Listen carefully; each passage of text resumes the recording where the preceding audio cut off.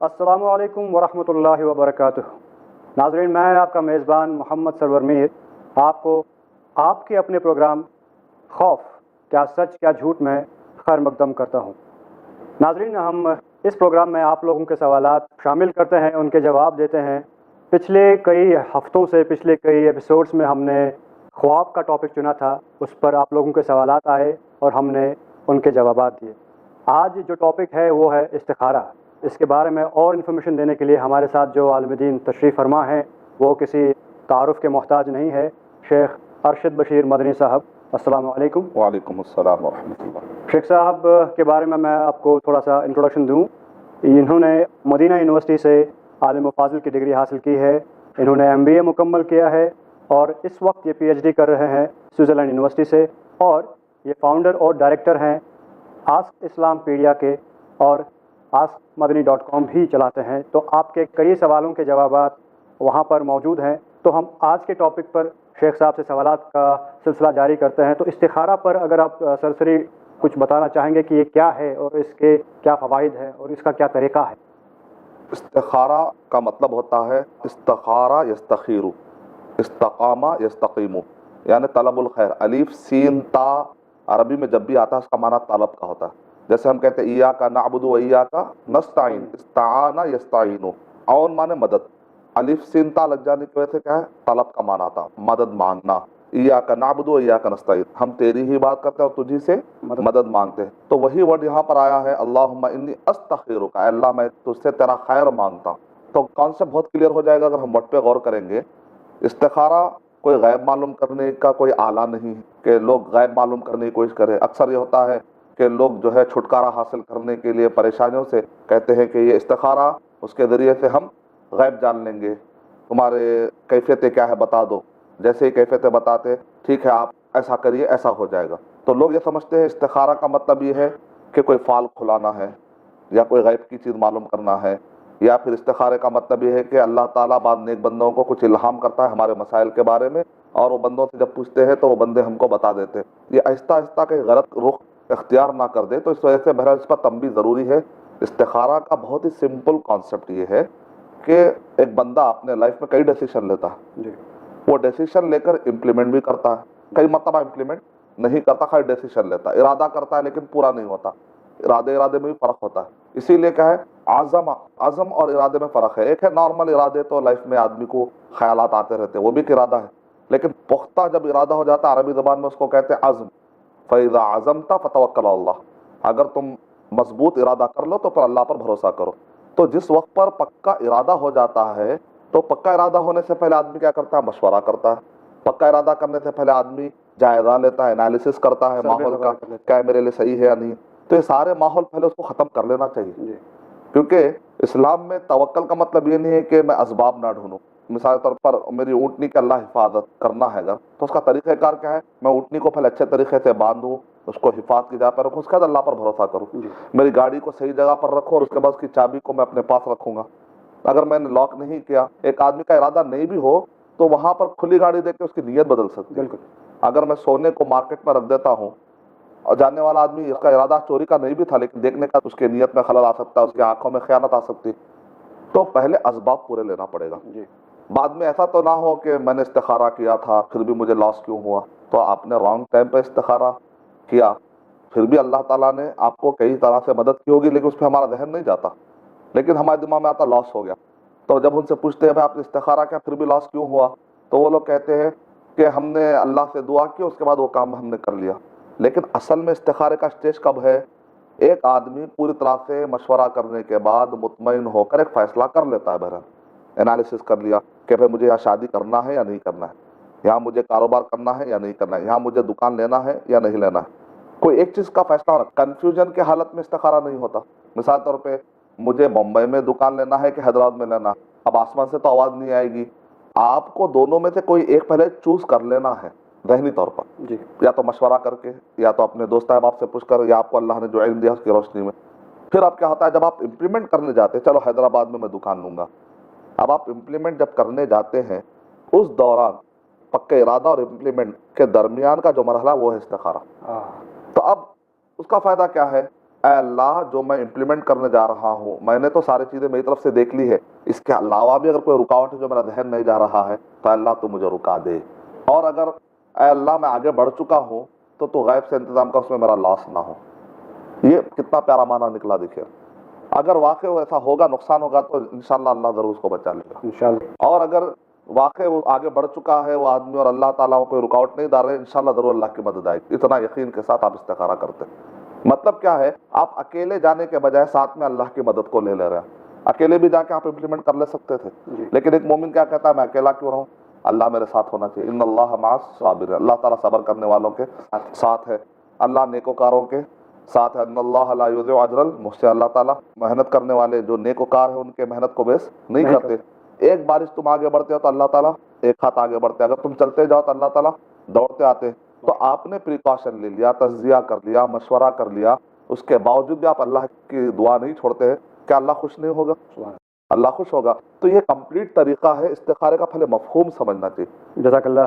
شیخ صاحب، ایک واقعہ میں نے کہیں سنا تھا کہ ایک بندہ کسی عالم کے پاس گیا اور اس نے کہا کہ میں یہ کاروبار کرنا چاہتا ہوں، استخارہ کریں اور مجھے بتائیں کہ مجھے فائدہ ہوگا کہ نہیں ہوگا۔ تو عالم نے کہا کہ مت کر، لیکن اس بندے نے پھر بھی وہ کاروبار کیا اور کافی عرصہ گزرا اور اس نے دیکھا کہ اس نے ترقی کی، اس کے پاس کافی مال و دولت آ گئی۔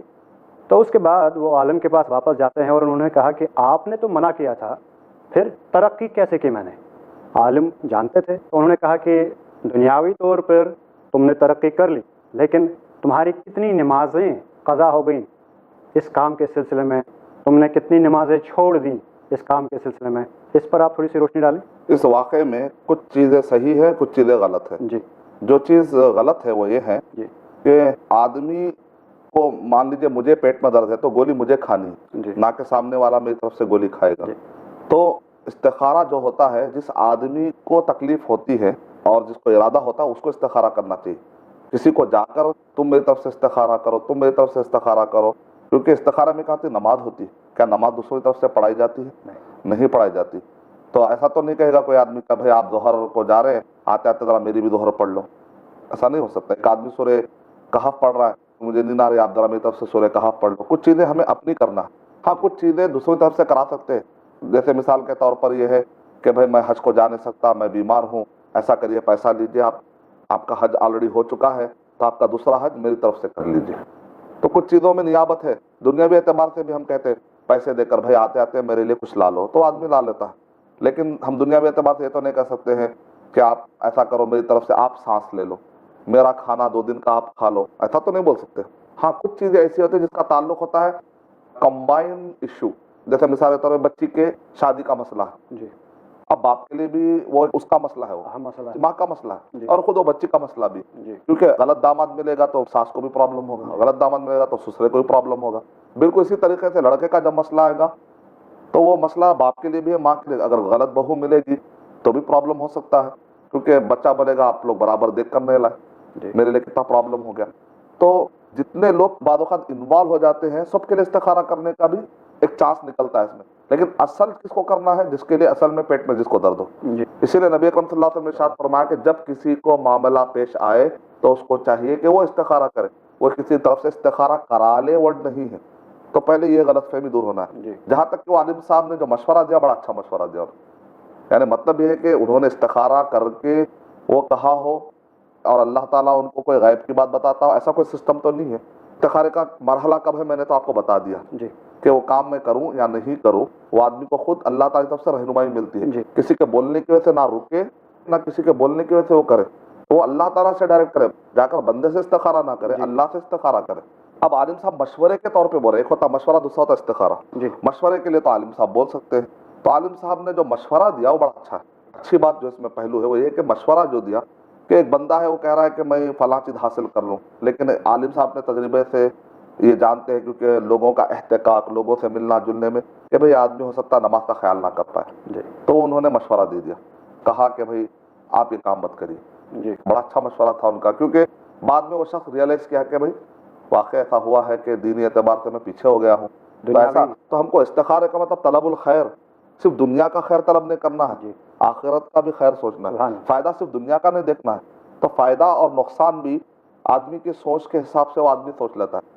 اگر واقعی اس کو فائدہ اور نقصان کا مطلب سمجھ میں آئے تو اس کو چاہیے کہ دنیا میں بھی نقصان نہ ہو، آخرت میں بھی نقصان نہ ہو. یہ کمپلیٹ پلاننگ ہوئی. انکمپلیٹ پلاننگ کیا ہے؟ صرف دنیا کا فائدہ سوچ اور آخرت کا فائدہ نہ سوچ. یہ انکمپلیٹ فیوچر پلاننگ ہے. اللہ ہم کو کمپلیٹ فیوچر پلاننگ کرنے والا بنائے. انشاءاللہ ہم سب کو کمپلیٹ فیوچر پلاننگ کرنے والا بنائے، ہمیں بھی اور ناظرین کو بھی. ناظرین ہمیں اس پروگرام میں وقتاً فوقتاً میسیجز بھیجتے رہتے ہیں. انہوں نے اس وقت بھی واٹس ایپ کے میسیجز بھیجے ہوئے ہیں. ہم دیکھتے ہیں کہ ہمارے پاس کون سا سوال ہے آپ کے لیے. شیخ السلام علیکم، میں احمد مشتبہ بول رہا ہوں بریلی سے. میرا سوال یہ ہے آپ سے شیخ کہ استخارہ کا صحیح طریقہ کیا ہے شیخ، وہ بتائیے ذرا تفصیل سے. جی بھائی، استخارہ کا طریقہ جاننا چاہتے ہیں کہ یہ کیسے ہوتا ہے. کیا اس میں یہ کہہ سکتے ہیں کہ خوابوں کے ذریعے کیا استخارہ وغیرہ ہوتا ہے کہ یہ کوئی غلط فہمی ہے؟ آپ ذرا اس پہ روشنی ڈالیں.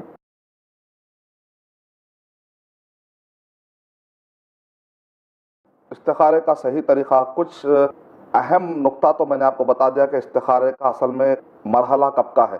سارے مشورے اور سارے خیالات ارادے ہوتے ہوتے عزم جب پختہ ارادہ ہو جاتا ہے، اس کو امپلیمنٹ کرنے کے لیے جب جاتا ہے تو درمیانی جو مرحلہ ہے وہ ہے استخارے کا ٹائم. یعنی آدمی کہتا ہے چلو اللہ تعالیٰ سے خیر طلب کروں کہ آنے والے زمانے میں جو میں امپلیمنٹ کر رہا ہوں اگر اس میں کچھ نقصان ہے تو اللہ مجھے اب روک دے، اب روک دیں. جی اگر نہیں ہے تو اللہ اس پہ میری مدد دے دے. الحمدللہ. تو یہ مطلب ہوتا ہے استخارے کا. اس میں غور کریں گے تو یہی معنی اللہم انی استخیرک بعلمک، اس کے اندر خود ہے اللہم انت تعلم انک انت علام الغیوب، اللہم ان کنت تعلم ان هذا الامر خیر لی فی دینی ومعاشی وعاقبت امری فاقدره لی ویسره لی ثم بارک لی فی، وان کنت تعلم ان هذا الامر شر لی فی دینی ومعاشی ومعادی فاصرفه عنی ثم قدر لی الخیر حیث کان. اور بھی ایگزیکٹ آپ کو ورڈ حسن مسلم میں دیگر دعا مل جائیں گے. یہ دعا بہت عام ہے. تو نماز 2 رکعت پڑھنے کے بعد سلام پھیرنے کے بعد یہ دعا پڑھنے کا ہمیں ذکر ملتا ہے احادیث کی روشنی میں. اس میں کیا ہے؟ اللہ اگر اس معاملے میں میرے لیے خیر ہے تو اللہ تو میرے لیے آسانی کر اور اس کو تقدیر میں میرے لکھ دے، میرے لیے آسانی کر، فیصلہ فرما دے اور میری مدد فرما. اے اللہ اگر اس مسئلے میں یہ معاملہ میرے لیے اچھا نہیں ہے تو اللہ تو مجھ کو اس سے دور کر دے، اس کو مجھ سے دور کر دے، پھر مجھے ایسی جگہ سے راستہ بتا جہاں میرے لیے فائدہ ہو. ہے. تو معنی پہ اگر غور کریں تو سمجھ میں آ جا رہا ہے کہ کس مرحلے کی دعا. جی یہاں پر اس دعا میں ایسا کہیں بھی نہیں اے اللہ اس دو میں سے کون سا اچھا ہے. اے اللہ میں نے فلاں بابا کو کہہ دیا ہے، وہ بابا سے آپ بتا دیجئے کہ اب میرے لیے کیا اچھا ہے. یا اے اللہ فلاں مرید نے مجھ سے پوچھا ہے، اب میں مرید کو کیا کہوں. ایسے کچھ بھی الفاظ اس کے اندر نہیں ہے. یہ سب لوگوں نے اپنے طور پہ اردو میں سمجھ لیا ہے. عربی میں غور کریں گے، عربی میں سمجھ میں اگر آنا شروع ہو جائے دین تو ہمارے لیے بہت آسان ہو جائے گا. سارا پرابلم میں ٹرانسلیشن میں ہوتا ہے، لوگوں کے اپنے فہم میں ہوتا ہے. تو پہلا پوائنٹ تو یہ ہے کہ کب کرنا ہے، کنفیوژن کی حالت میں نہیں کرنا ہے، جی پختہ ارادے کے بعد ہی کرنا ہے، اور اللہ کی مدد لینے کا نام ہے اور اپنے لیے خود کرنے کی کوشش کرنی چاہیے. یہ ہے استخارے کا مطلب. اگر آدمی کہتا مجھے دعا یاد نہیں تو سلام پھیرنے کے بعد آپ آزاد ہیں. آپ جیسے ہاتھ رکھتے ہیں ویسے دعا رکھ لیجیے ہاتھ میں، اور ضروری نہیں کہ ہاتھ اٹھا کر دعا کریں. آپ پیپر میں بھی، کیونکہ جب آپ ٹوائلٹ کو جاتے ہیں تو ہاتھ اٹھا کے دعا کرتے ہیں. کہ اللہم انی اعوذ بک من الخبث والخبائث، کیا آپ ہاتھ اٹھا کے دعا کرتے ہیں؟ نہیں اٹھا کے دعا کرتے. کوئی ضروری نہیں کہ ہاتھ اٹھا کر ہی دعا کریں، فرض نہیں ہے. سجدے میں جب ہم دعا کرتے ہیں سبحان رب الاعلیٰ تو ہاتھ اٹھاتے ہیں کہ پلٹے ہوئے ہوتے ہیں؟ تو یہ بھی تو دعائی ہے. تو ضروری نہیں کہ ہاتھ اٹھا کر کریں. تو آپ پیپر کو بھی لکھ سکتے ہیں رومن وغیرہ میں اور اس کو پڑھ دیجئے بس. جی اور وہاں پر آتی ہے لائن اے اللہ اگر یہ معاملہ، اس وقت پہ نیت کر لیجئے کون سا معاملہ آپ کا، شادی کا، دکان کا، کاروبار کا، جو بھی ہے. اے اللہ اگر یہ معاملہ برا ہو تو پھر وہاں پر نیت کر لیجئے. بس اتنا ہی سمپل ہے. 2 رکعت نماز پڑھنے کے بعد خود سے کریں گے تو اللہ کی رحمت بھی آئے گی، غلط چیزوں سے بچ جائیں گے. یہ پہلا پوائنٹ. دوسرا یہ ہے صحیح طریقہ اور کیا ہے، تفصیل سے بتائیے. بھائی نے کہا تو اب سوال یہ اٹھتا ہے کہ کچھ لوگ استخارہ کرتے ہیں تو وائٹ کپڑا بچھاتے ہیں، وائٹ کپڑوں میں سوتے ہیں، وائٹ ساڑی پہن لیتے ہیں، وائٹ کپڑے پہن کے سوتے ہیں، سمجھتے ہیں کہ خواب آنے والا. صحابہ کرام بازار میں جانے کا ہے دوپہر کے ٹائم پہ، دن کے ٹائم میں، تب بھی استخارہ کر کے بازار نکل جاتے تھے تاکہ بازار میں کوئی نقصان نہ ہو. اب مان لیجئے مجھے 12 بجے ارادہ ہوا کہ بازار کی طرف نکلنے کا ہے اور 2 بجے تک میں بازار پہنچوں گا یا 1 بجے تک بازار پہنچوں گا. تو اب میں استخارہ کر کے جا رہا ہوں. میں اگر گھر میں جا کے سو گیا تو 2 بجے تو ٹائم ہی نکل جائے گا. پھر کب سوؤں گا، پھر کب خواب پڑے گا؟ اتنی دیر میں فاسٹ خواب، یہ کوئی فاسٹ فوڈ تو نہیں ہے کہ خواب پڑے گا اس وقت. تو اس کا مطلب خواب سے کوئی ملنے کا تصور نہیں ہے. اور ایک غلط فہمی کیا ہے، ایک ضعیف حدیث لوگوں میں مشہور ہے، اطمینان اگر ہو تو کرو ورنہ مت کرو. یہ کوئی آتھینٹک حدیث نہیں ہے. اطمینان کی کیفیت، آدمی کسی بھی چیز میں مطمئن ہونا انسان کے لیے کیا ممکن ہے. تو اس لیے اطمینان کا ورڈ بھی ورڈ صحیح نہیں ہے. اللہ سے خیر طلب کرو اور آگے بڑھ جاؤ. اگر وہ نقصان ہو تو اللہ بچا لے گا، اگر وہ فائدہ ہے تو اللہ کی مدد، اتنا ہی کانسیپٹ ہے، اور اس کا کوئی رزلٹ خواب سے آپ کو آنے والا نہیں ہے۔ بعض لوگ سمجھتے ہیں کہ انگور آئے، اگر بہت سارے سیب آئے، پھل آئے، اس کا مطلب وہ صحیح ہے، اگر کانٹے دار درخت آئے یا حادثات خواب آ رہا ہے تو اس کا مطلب اب استخارے کا جواب غلط ہے۔ ایسی کوئی بات نہیں ہے۔ صحابہ دن میں کرتے سوئیں گے کب، پھر ایسا خواب آئے گا کب، ویسا کچھ بھی نہیں، جواب آنے کا کچھ بھی سلسلہ نہیں ہے، نہ کوئی دل میں اطمینان والی کیفیت کچھ بھی ہونے والی نہیں ہے۔ اللہ تعالیٰ کی مدد آپ کو آئے گی، آپ خود دیکھیں گے فیوچر میں انشاءاللہ۔ لیکن وہ حدیث بھی ضعیف ہے کہ ما خواب من استخارا وما ندم من استشارا، جو مشورہ کر کے کرے کبھی ندامت میں نہیں آئے گا، جو استخارہ کر کے کام کرے کبھی خسارہ نہیں ہوگا، وہ بھی بات غلط ہے۔ اب ہمارے پاس نقصان کا معیار کیا ہے نہیں معلوم، بعض اوقات ہم سمجھتے رہے میں استخارہ کرنے کے باوجود بھی نقصان ہو گیا، وہ نقصان نہیں، دراصل جیسا کہ آپ نے کہا بعض نمازوں کی پابندی چھوٹ سکتی ہے، اور ایک بہت بڑا نقصان ہو سکتا ہے استخارہ کرنے کی وجہ سے اس آدمی کو اللہ تعالیٰ بعض اوقات ایک نقصان ڈال کے وہیں رکا دیتے ہیں، کیونکہ آگے بڑھے گا تو اس سے بڑا نقصان ہوگا جس کو بچا نہیں سکتا، آخرت کا نقصان ہو سکتا ہے، حرام کام میں جا سکتا ہے۔ تو چونکہ بندے کو سمجھنے آنے والی باتیں نہیں ہیں تو اس وجہ سے بندہ سمجھتا ہے کہ میرا نقصان ہو گیا۔ الحمدللہ، تو ہمارا عقیدہ ہونا چاہیے کہ اللہ کے پاس سے خیر آ کر رہے گا، یہ یقین ہونا چاہیے۔ بالکل بالکل، اور ہمارے لیے آخرت ضروری ہے دنیا سے۔ تو ایک اور سوال ہم لیتے ہیں اس شو میں۔ شیخ السلام علیکم، میں ممبئی سے سلیم اشفی بات کر رہا ہوں شیخ، اور میرے انفیکٹ 2 سوال تھے آپ سے۔ پہلا سوال جو ہے میرا وہ استخارہ سے متعلق یہ ہے کہ استخارہ کی صورت کیا، بہترین صورت کیا ہو سکتی ہے، اور کون سا وقت استخارہ کے لیے بالکل مناسب ہو سکتا ہے شریعت کے اعتبار سے، پلیز مجھے بتائیے۔ بہترین جو شکل ہے 2 رکعت نماز پڑھے، جی سلام پھرنے کے بعد آدمی وہ دعا پڑھے، اور ٹائم کو اختیار کرے، کنفیوژن کی حالت میں پختہ ارادے کے بعد، امپلیمنٹ سے پہلے، یہ بہترین شکل ہے۔ اور اس کے لیے وہ دعا پڑھے جو صحیح آتھینٹک حدیث میں ہم کو بتایا گیا ہے۔ موجود ہے۔ ٹائم کون سا ہے؟ کبھی بھی آپ کی جو ضرورت ہے وہی اس کا ٹائم ہے، سبحان اللہ۔ کیونکہ اللہ تعالیٰ نے ضرورت کے لیے جس کو معاملہ پیش ہے، معاملہ کبھی پیش آ سکتا ہے، جی۔ رات کے 12 بجے، دن میں، تو اس میں اللہ نے کوئی ایسی تکلیف نہیں رکھی ہے، بندوں کی آسانی رکھی۔ تو یعنی کہ جو غلط فہمیاں ہیں کہ فلاں وقت پہ فلاں طریقے سے فلاں کپڑا پہن کے خواب میں ہوگا، وہ سب غلط فہمیاں ہیں یہ سب سماج میں۔ ہمارے تکلیفیں ہم نے ڈال لی۔ جی جی، یعنی کہ ہم نے اصل چیزوں کو نہیں سمجھا ہے، جی۔ عربی کو ہم نہیں سمجھ پائے ہیں، اور اپنے اپنے مقصد بھی نہیں سمجھے۔ اگر مان لیجیے رات میں ہی رہتا تو دن میں بیچارہ فیصلہ نہ ہے تو کیا کرے گا؟ سبحان اللہ سبحان اللہ۔ ڈاکٹر صاحب، کیونکہ یہ ٹاپک بڑا وسیع ہے، اس کو ہم اگلے ایپیسوڈ میں بھی لے کر جائیں گے انشاءاللہ، کیونکہ اس وقت ابھی ہمارے پاس وقت کی کمی کی وجہ سے اس ایپیسوڈ کو یہیں پر ختم کرنا پڑ رہا ہے۔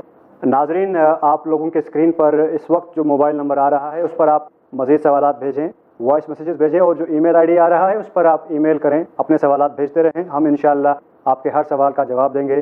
اور اگلے ایپیسوڈ تک شیخ صاحب اور مجھے اجازت دیجیے۔ السلام علیکم۔ السلام علیکم ورحمۃ اللہ وبرکاتہ۔